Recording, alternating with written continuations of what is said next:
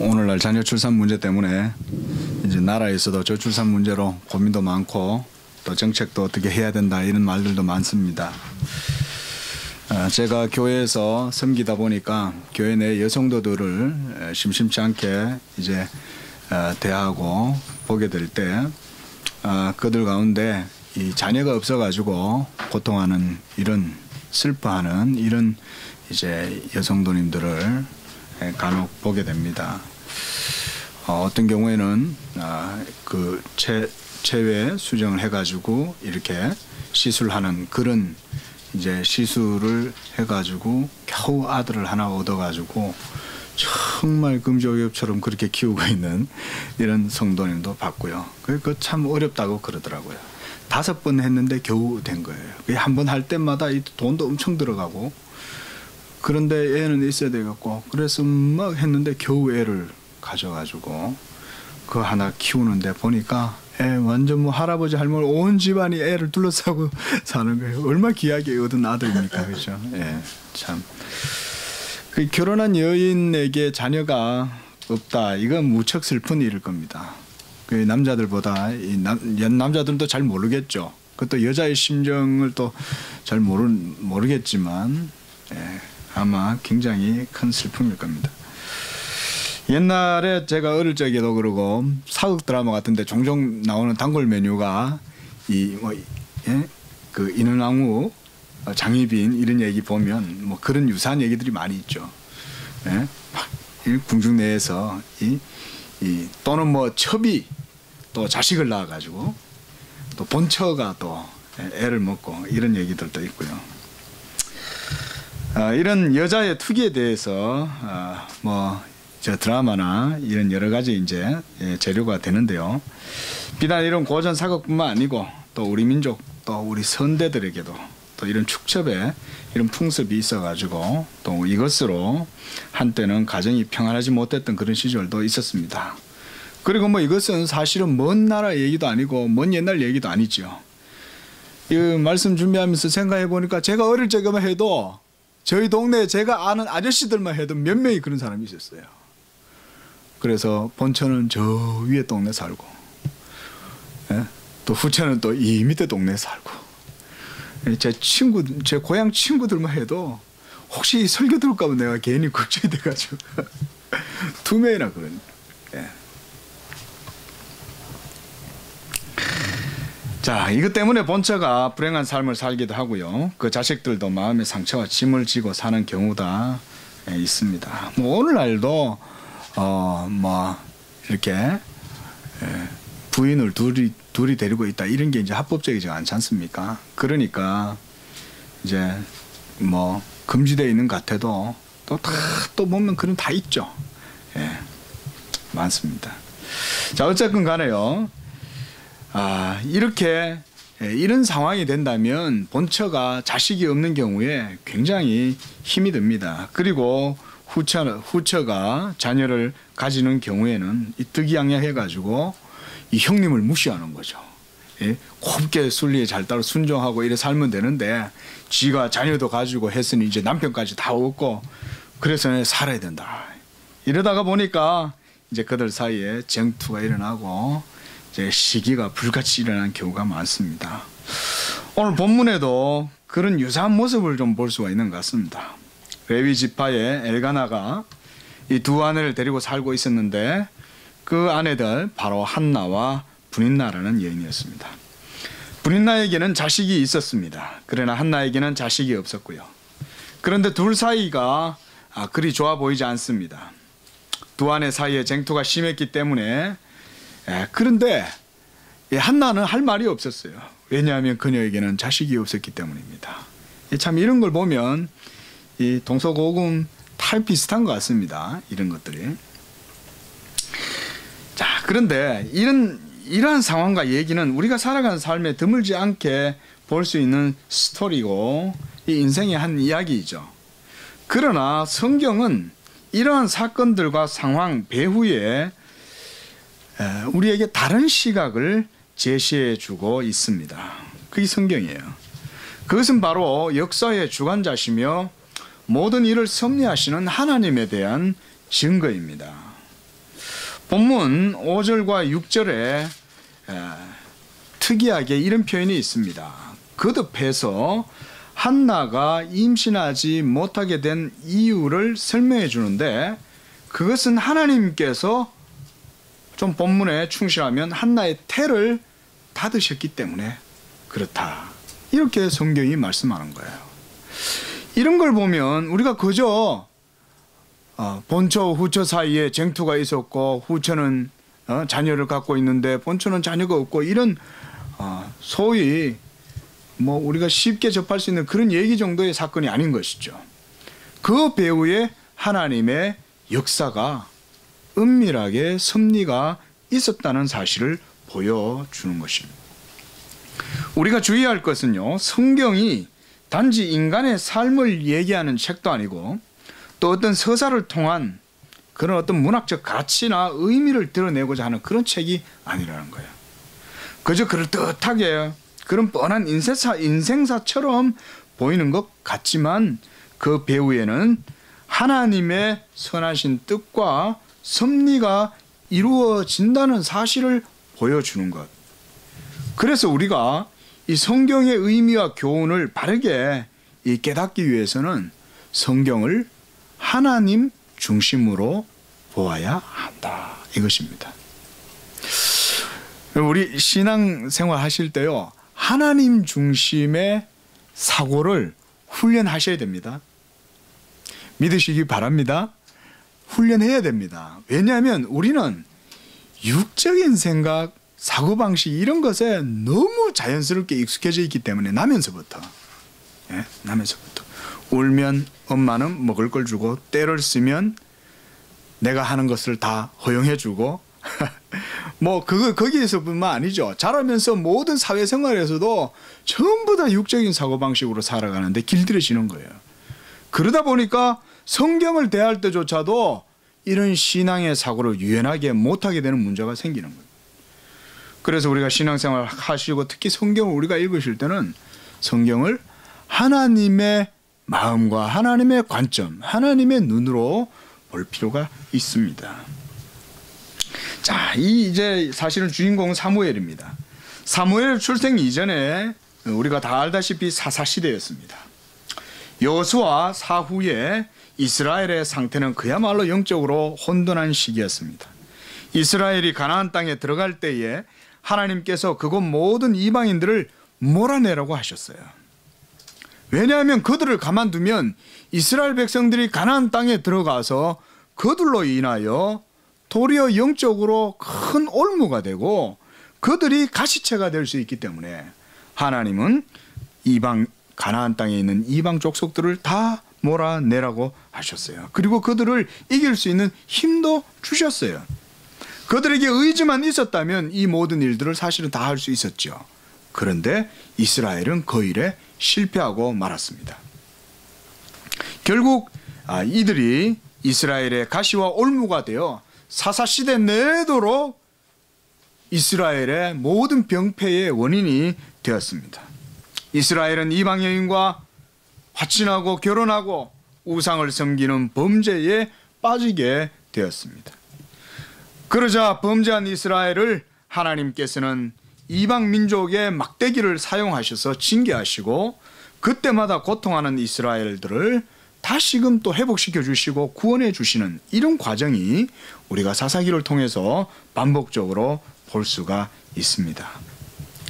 그런데 안타깝게도 역사가 반복되면 그것으로 교훈을 삼아야 할 텐데 이스라엘 민족은 도리어 퇴보의 길로만 걸어가고 있었습니다. 퇴보의 길로만.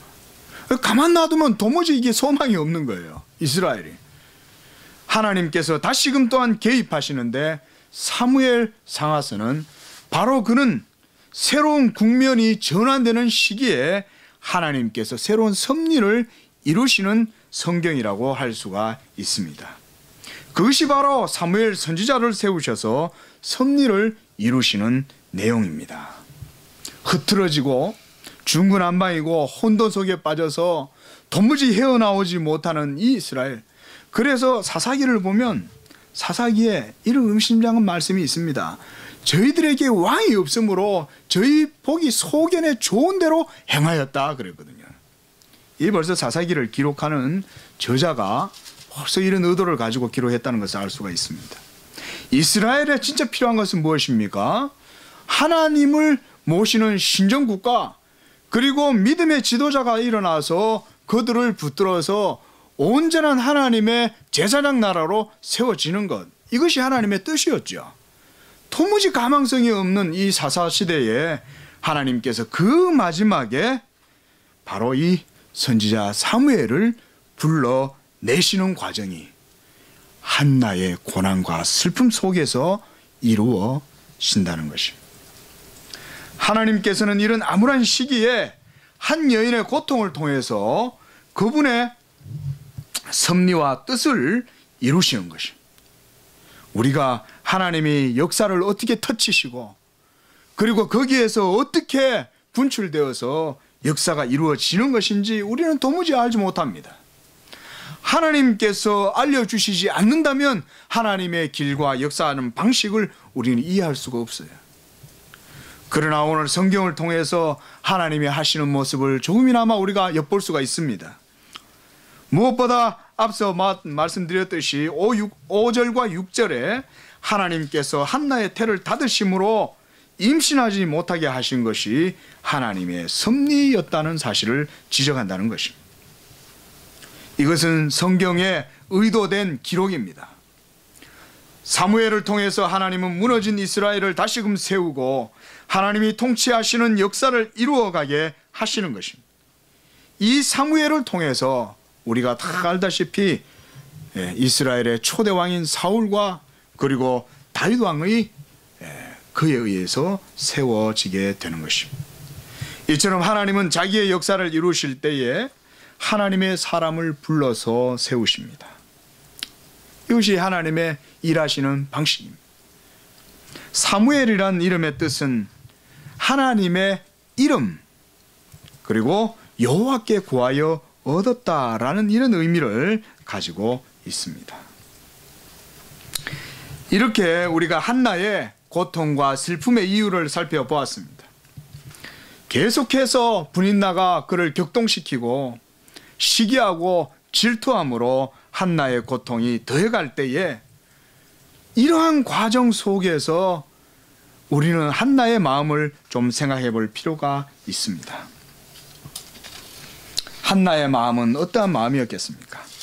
한나는 엘가나는 한나를 사랑했지만 그녀에게는 자녀가 없었고 이것이 하나님의 섭리 때문이었는데, 하나님의 사람은 하나님께서 이처럼 고민하는 이 한나의 모습을 통해서 우리가 하나님의 섭리들도 살펴보는 것입니다. 그녀는 슬프고 고통 중에 있지만 하나님께 탄식하면서 눈물로 기도하는 모습을 보여줍니다. 그리고 하나님의 뜻을 구하면서 아들을 달라고 합니다. 슬프고 힘들 때 우리는 그저 이 고난과 염려를 해결해 달라는 식으로 기도하지만 우리가 한나의 기도를 자세히 살펴보면 꼭 그런 것만도 아니라는 사실을 볼 수가 있습니다. 이는 벌써 한나에게 믿음이 있었다는 사실을 보여주는 것입니다. 하나님의 사람의 특징은 믿음의 사람이라는 것입니다. 믿음은 벌써 하나님의 섭리와 뜻이 그 택하신 사람 가운데 있음을 보여주는 것입니다. 이것이 바로 믿음을 가진 사람을 향하신 하나님의 섭리입니다. 우리는 은밀한 하나님의 섭리와 그분의 행하시는 일과 길을 알기가 어렵습니다. 그러나 분명한 사실은 하나님의 선하신 일과 증거는 택하신 자들의 믿음을 통해서 나타난다는 것입니다. 믿음으로 행하는 일에 하나님의 의와 영광과 그분의 선하심이 드러납니다. 지금 한나를 통해서 하나님께서 섭리를 이루고자 하셨기 때문입니다. 그러므로 인간의 고통은 이러한 그저 울고 웃고 하는 그런 것 속에서만 이해할 것이 아니라 하나님의 섭리 속에서도 살펴보아야 하는 것입니다. 7절 말씀 한번 보십시오. 매년 한나가 여호와의 집에 올라갈 때마다 남편이 그같이 하매 분인나가 그를 격분시키므로 그가 울고 먹지 아니하였다 그랬습니다. 이것이 한나의 고민이었습니다. 자녀도 없고 저 자녀 가지고 있다는 분인나는 자기를 계속해서 격동시키고, 이런 상황 속에서 한나가 할 수 있었던 것은 여호와의 전에 올라가서 하나님 앞에 자신의 슬픔을 토로하고 심중에 울면서 하나님께만 기도했다는 거예요. 한나의 모습을 볼 때 남편한테 투기하고 남편을 막 바가지 끌고 못살게 굴고 이런 모습을 전혀 볼 수 없습니다. 도리어 그녀는 여호와의 집에 올라가서 하나님 앞에 기도했다 그랬습니다. 10절 말씀 보십시오. 한나의 마음이 괴로워서 여호와께 기도하고 통곡하며 그랬습니다. 여호와께 기도하고 통곡하였다. 한나가 정말 참 믿음의 여인이었던 것이 분명한 것 같습니다. 마음을 하나님께 아뢰는 것, 이것이 벌써 한나의 믿음을 보여주는 것이라고 할 수가 있습니다.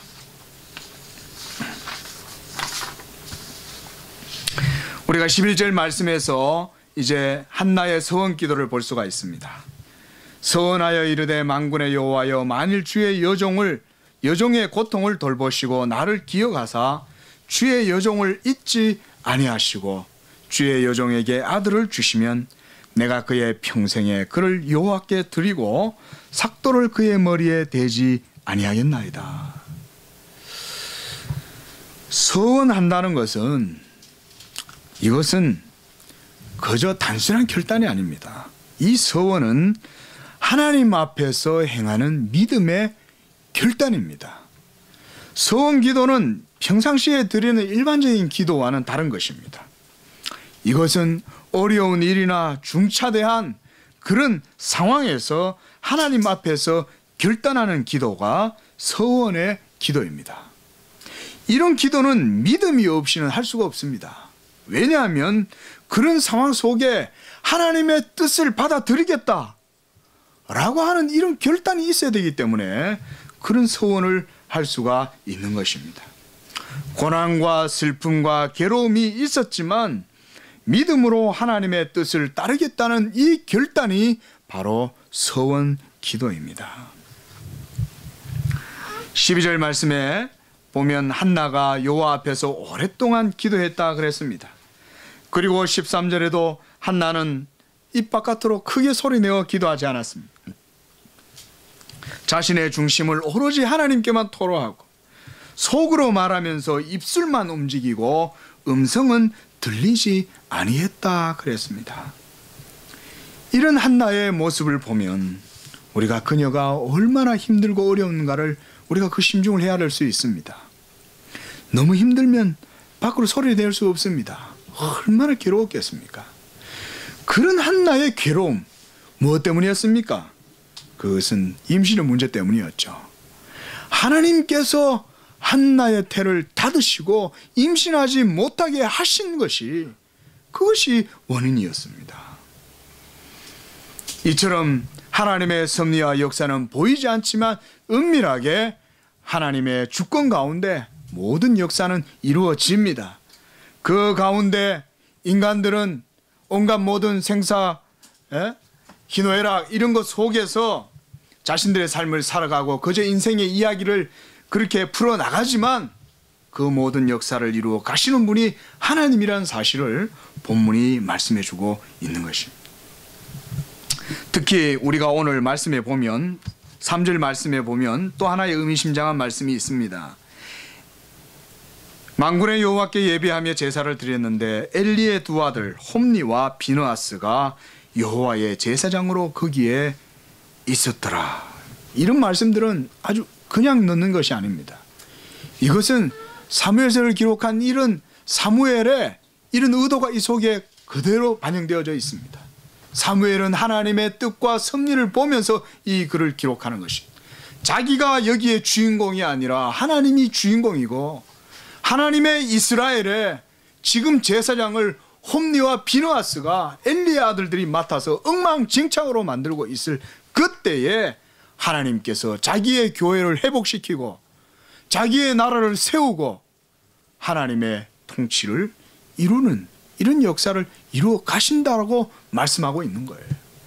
이제 이후에 2장에 들어가면 이제 이 사무엘이 자라서 하나님의 음성을 듣는 이런 내용들이 나오고, 그리고 이후에는 이제 엘리의 가문이 멸망하게 될 거란 것도 사무엘을 통해서 하나님의 예언이 이루어지죠.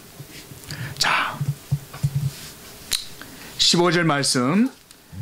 나는 마음이 슬픈 여자라. 나는 마음이 슬픈 여자라. 참 힘들었던 것 같아요.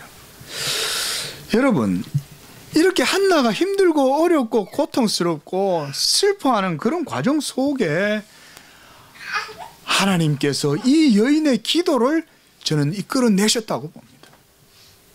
고통은 기도의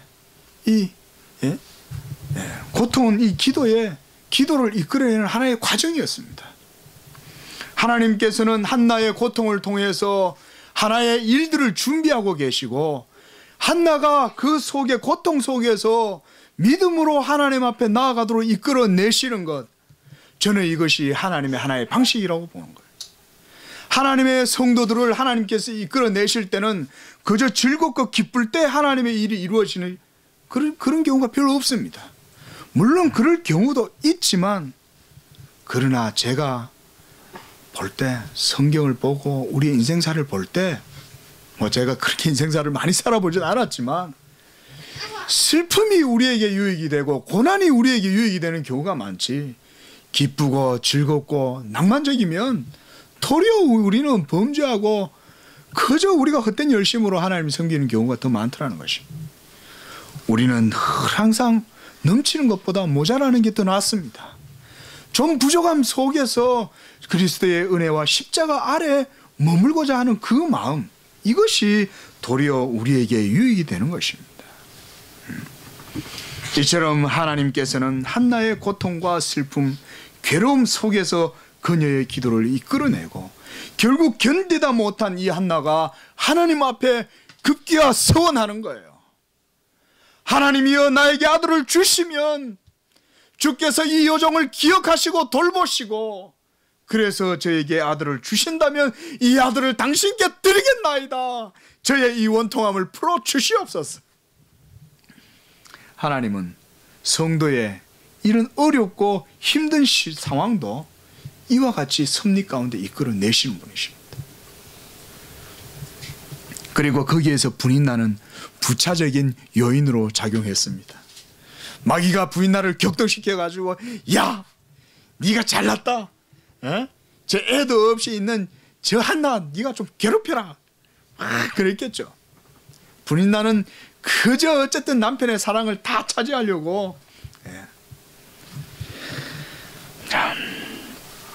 그때에 17절에 엘리가 오해하는 엘리를 향하여서 이 한나는 차분하게 자신의 심정을 토로할 때에 엘리가 그의 이 마음을 듣고 그를 위하여 축복 기도를 해줍니다.